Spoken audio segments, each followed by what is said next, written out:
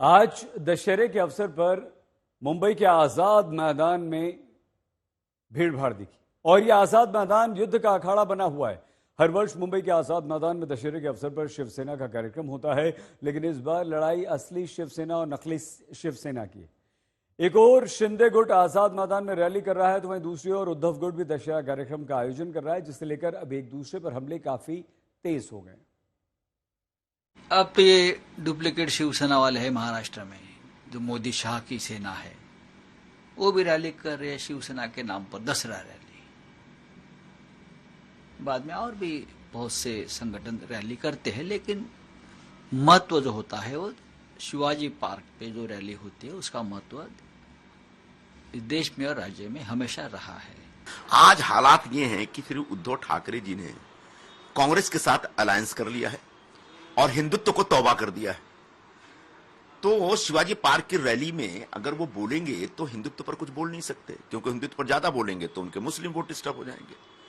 Congress party जिसकी आलोचनाएं और जिसकी सारी बुराइयों को हमेशा शिवसेना प्रमुख बाला साहब ठाकरे जी उजागर किया करते थे, उसके ऊपर बोल नहीं सकते, क्योंकि कांग्रेस पार्टी के सामने तो कटोरा लेकर खड़े हैं कि मुझे मुख्यमंत्री पद का उम्मीदवार बनाओ। तो ऐसे में उस रैली में शिवसेना प्रमुख बाला साहब ठाकरे के विचारों का सोना नहीं लुटाया जा सकता।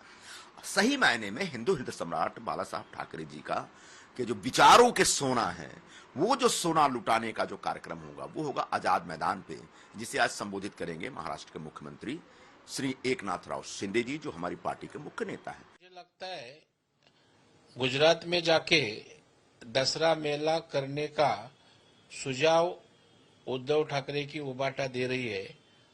मुझे लगता है पहला इसका जवाब दे दो, केमछो वर्ली जब ने आप होर्डिंग लगाया तभी क्या गुजरात ने बताया था आपको केमछो वर्ली लगाओ?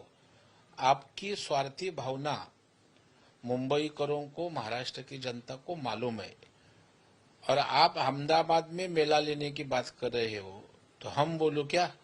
आप भेंडी बाजार नहीं तो मालेगांव में मेला ले और उनके ऋण से मुक्त हो। इसमें ये रैली है शिवसेना प्रमुख बाला साहब ठाकरे जी के विचारों की रैली है, क्योंकि हम माननीय मुख्यमंत्री एकनाथ शिंदे साहब ने जो संकल्प किया है शिवसेना प्रमुख बाला साहब ठाकरे जी के विचारों को आगे लेके जाने का, हिंदुत्व को के विचारों को आगे लेके जाने का, धर्मवीर आनंद जी के साथ उनके विचारों को आगे लेके जाने का, यही फर्क है। उस रैली में सोनिया गांधी के विचारों को आगे लेके जाने का, राहुल गांधी के विचारों को आगे लेके जाने का, शरद पवार जी के विचारों को आगे लेके जाने का, ये फर्क दो रैली में है।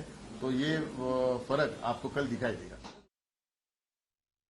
रैली से पहले आदित्य ठाकरे ने एकनाथ शिंदे को चुनौती दी कि अगर हिम्मत है तो बाल ठाकरे का नाम लेना आप बंद करो। उनकी जो बातें हैं, उनके घर में संस्कार जो हुए उन पे वो बताते हैं। किसी को गद्दारी करके पीठ में खोपच देना, ये सारे उनपे जो संस्कार हुए उनके घर में वो दिख रहा है। और यही बात मैं कहना चाहता हूँ, वो तो थर्ड रेट कॉपी जैसे ही बर्ताव है, ओरिजिनल वो ओरिजिनल होता है। दूसरी चीज है, इतनी अगर हिम्मत हो तो वंदनीय हिंदू सम्राट बाला साहब ठाकरे का फोटो इस्तेमाल ना करे, शिवसेना नाम ना इस्तेमाल करे, धनुष्यबाण ना इस्तेमाल करे, खुद का चेहरा लीजिए और जाइए जनता में। यही है कि महाराष्ट्र का सबसे भ्रष्ट चेहरा कौन है? तो इलीगल सीएम एकनाथ शिंदे।